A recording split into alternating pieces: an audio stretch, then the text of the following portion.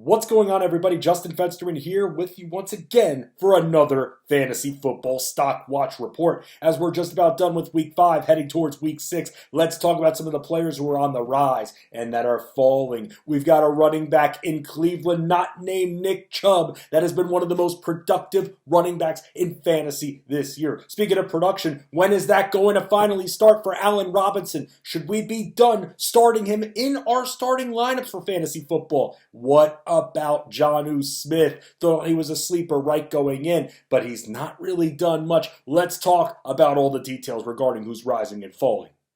Let's start with players on the rise. You heard it, Kareem Hunt. Hunt's been given double-digit carries in all but one game this year, and he's rushing for 5 yards per carry. He's running 5 scores, and only Derrick Henry has scored more times than him on the ground. While he's listed as a running back, Hunt has a 14.5% team-leading target share as well for the Browns and has more catches than any other player on the team. There's not too much of a difference in how often Nick Chubb and Kareem Hunt are in the game, and clearly Hunt is more than just a handcuff as he has an established role in multiple areas. In PPR leagues, Hunt has been the 6th most productive running back in 2021.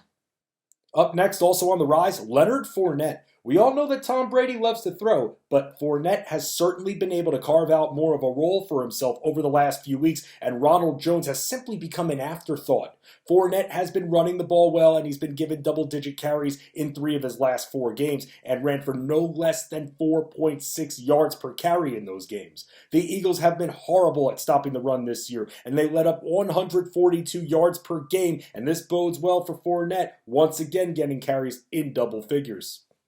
Final riser, Dawson Knox. The touchdown leader among tight ends is currently Knox with 5. He's caught a touchdown in all but 1 game this year and has the Titans up next, who let up 26 points per game and are bottom 12 in the league when it comes to passing yards allowed per game. After being given 27% of the targets in Week 4, Knox received 15% of the target share in Week 5, and we saw Josh Allen distribute the targets a little bit more evenly in Week 5 between Knox and the Bills' main receivers, Stephon Diggs and Emmanuel Sanders. Only 11 players in the league have more red zone targets than Knox.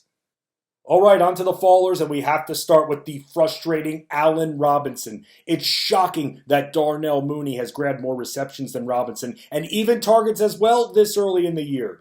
The Bears are going to let Justin Fields start at quarterback moving forward, and thus far Fields has completed just 51.4% of his throws. The Bears are putting up the 3rd fewest amount of points per game in the NFL. They also have 566 passing yards total through 5 games. Robinson has scored just 1 touchdown this season, and he's hit double figures in PPR leagues in which touchdown receptions are worth 6 points once. After being targeted 11 times alone in the first week of the season, Robinson has been targeted 18 times total in the 4 games since. Yikes. Also falling, Trey Sermon. The wrong Trey was running the football on Sunday against the Dolphins as Trey Lance ran the ball 16 times for 89 yards against the Cardinals, and Trey Sermon ran the ball just once. The return of Elijah Mitchell was very telling because Mitchell played 68% of the 49ers offensive snaps, while Sermon played just 3% of the snaps. Remember, Sermon was a healthy scratch for the first game of the year for the Niners. As the 49ers head to their bye, Sermon investors have to be stunned after he had his most successful game on the ground in Week 4, but it shows that Mitchell is clearly prioritized. Will the 49ers continue rolling with Lance even when Jimmy Garoppolo is healthy? Probably not, but I still had to throw it out there. Final faller, Jonnu Smith. Smith is getting outplayed and outproduced by Hunter Henry. Smith has caught just 15 passes and 1 score this year. Henry has played an average of 71% of the Patriots' offensive snaps, while Smith registers at 55.5% on average. Henry is clearly the top tight end on the depth chart at this point, and it has become way too dangerous to start Smith despite Mac Jones being top 10 in pass attempts.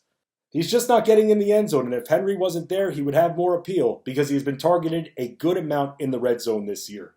That is your latest Stock Watch, FA Nation. Let's keep our foot on the gas pedal. We don't give up. It's only over when it's over. Players are constantly going to be on the rise and falling even week by week, but that's what the stock market is all about. It's about getting in on the ground floor, and we'll help you get there on fantasyalarm.com.